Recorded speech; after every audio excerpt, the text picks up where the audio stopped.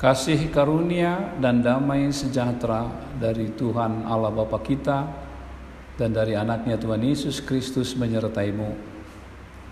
Amin. Bapak, Ibu, dan Saudara yang dikasihi oleh Tuhan kita Yesus Kristus, di hari pertama di minggu ini, pada hari Senin tanggal 18 Mei 2020, firman Tuhan yang menyapa kita tertulis pada Kitab Yohanes pasal 15 ayatnya yang ke-18, demikian bunyinya. Jikalau dunia membenci kamu, ingatlah bahwa ia telah lebih dahulu membenci aku daripada kamu.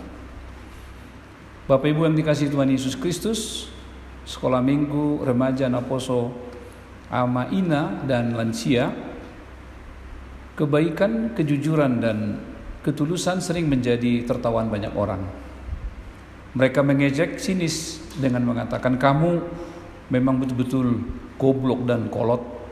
Hari begini masih berbuat jujur, berbuat tulus, berbuat yang benar, sambil tertawa lepas untuk memuaskan sindiran dan ejekannya. Ini zaman edan, zaman di mana semua orang memaklumi setiap tindakan dan perbuatan kita yang menjadi kebiasaan umum.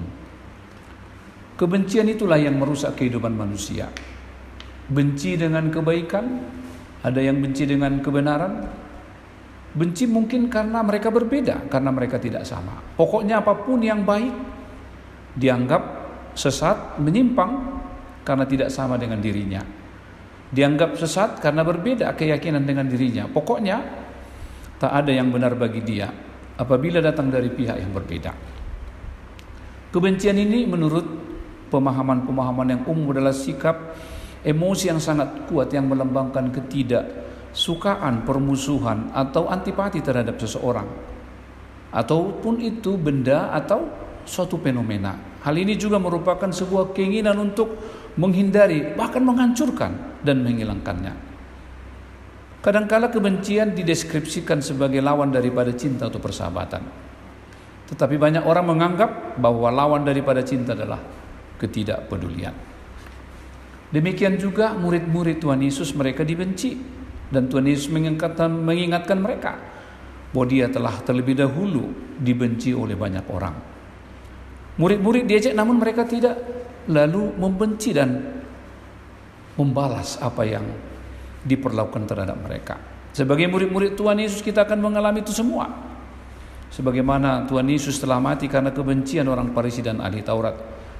Mereka membenci karena ajaran tentang cinta kasih yang disampaikan oleh Tuhan Yesus Kristus. Kita juga sebagai orang-orang percaya dalam berbagai pengalaman-pengalaman hidup kita, dalam berbagai sejarah yang terjadi dalam kehidupan kita. Banyak orang yang menghadapi kebencian dari mereka yang tidak senang melihat orang-orang Kristen, orang-orang percaya yang mempraktikkan cinta kasih dalam kehidupan mereka. Mereka yang berjuang untuk kebenaran, mereka yang berjuang untuk keadilan, mereka yang mengajarkan ajaran tentang cinta kasih, mereka dibenci oleh dunia ini. Karena itu firman Tuhan hari ini mengingatkan kita ketika kita mengalami seperti itu. Ingatlah apa yang dikatakan oleh Tuhan Yesus, bahwa ia lebih dahulu membenci aku daripada kamu.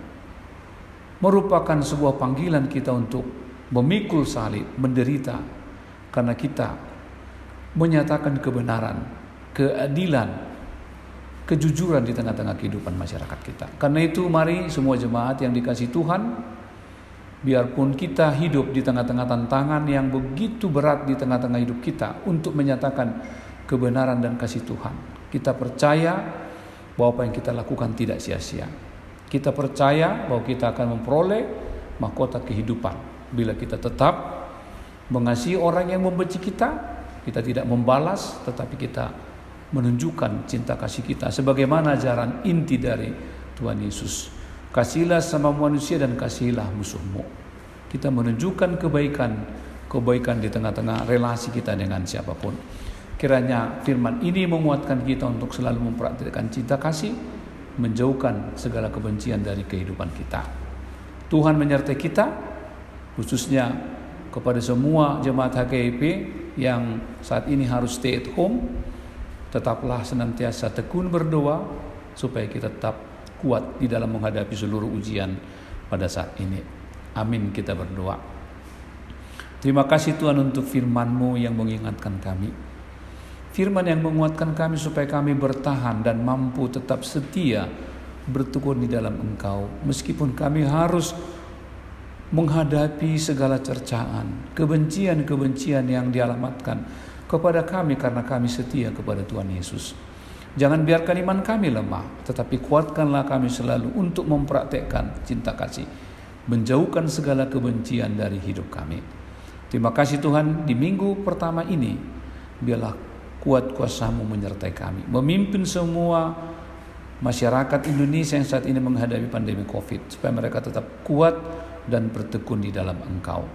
Terima kasih Tuhan, kami naikkan doa ini dalam Yesus Kristus, Tuhan dan Juru Selamat kami yang hidup. Amin.